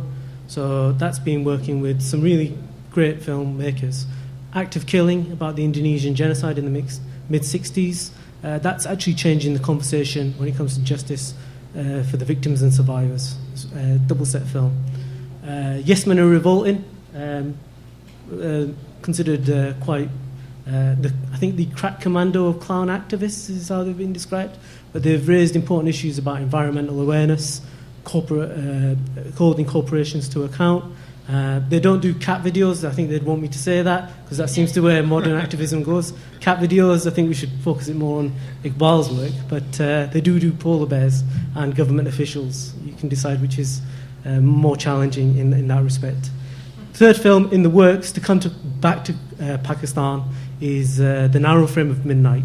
The Narrow Frame of Midnight is an independent film, Arab language film, which effectively deals with the story of three characters in a fictional story of somebody searching for his brother who's left for Morocco to go and fight in the insurgency in Iraq.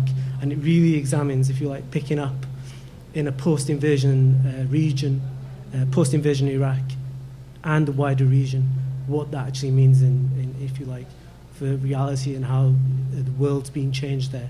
So that's, fingers crossed, with a fair wind, hopefully going to be in Pakistan in October or so. So watch the page for that. Please get behind the fan page, the lecture, and the Centre for Public Education.